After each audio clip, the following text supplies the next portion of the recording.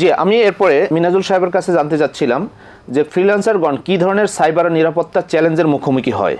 প্রথমত যেটা দেখা যায়, আমরা যখন মানে নতুন ফ্রিল্যান্সাররা মার্কেট প্লেসের নামে, তখন দেখা যায় most of the case phishing কিছু লিঙ্ক দেওয়া হয়ে থাকে। ক্লায়েন্ট মেসেজ করলো, ওই মেসেজের এগেনস্টে দেখা যায় কিছু ফিশিং লিঙ্ক থাকতেছে এবং সে না বুঝে ওই লিঙ্কে ক্লিক করার পর দেখা যাচ্ছে যে তার কম্পিউটার হ্যাক হয়ে যাচ্ছে বা সোশ্যাল মিডিয়া হ্যাক হয়ে যাচ্ছে।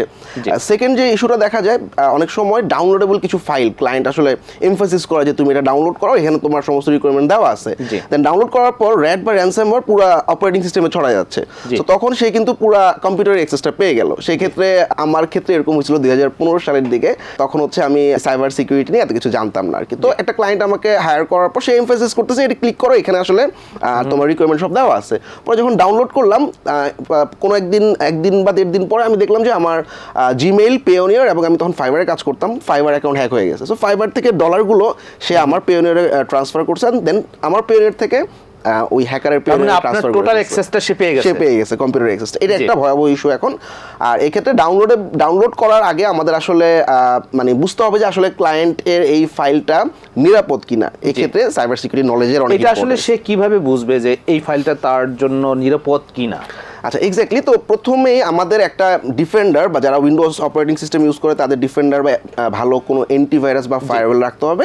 সে আসলে ডাউনলোড করার সাথে সাথে একটা নোটিফিকেশন দিবে যে এই ফাইলটাতে মানে থ্রেট আছে বা এটা ওপেন করা ঠিক হবে না। সো এইভাবে সে আসলে বুঝতে পারে। এছাড়াও আমরা একটা আইসোলেটেড এনভায়রনমেন্ট রাখতে পারি। সেক্ষেত্রে লিনাক্স কোনো একটা সার্ভারে যদি আমি ওই ফাইলটা ওপেন করি, সেটা যেহেতু উইন্ডোজের জন্য বানানো হয়েছে, সো লিনাক্সের ক্ষেত্রে দেখা যায় এফেক্ট করে না। এই ক্ষেত্রে মনে হয় আরও যখন আমরা কোনো ক্লায়েন্টের কাজ করতে যাব, তো তখন আসলে ওই ক্লায়েন্টের হিস্ট্রি এবং তার রিভিউ এগুলো দেখা উচিত, সে আসলে রেপুটেড কিনা। দেখা যাচ্ছে যে একজন নতুন ক্লায়েন্ট আননোন, তাকে আমি জানিই না, কিন্তু সে কি ফাইল আমাকে দিবে এটাও বুঝতে পারি না। এই জন্য তার আসলে রিভিউটা দেখা উচিত, দেখে নেওয়া উচিত, প্রিভিয়াস হিস্ট্রিগুলো দেখে নেওয়া উচিত। আমি অনেকে আসলে এরকম হয় যে আমি অনেক দিন ধরে কাজের জন্য ট্রাই করছি, কাজ পাচ্ছি না, একজন একটা কিছু বললেই মনে হচ্ছে যে এই আমি অনেক কিছু পেয়ে যাচ্ছি।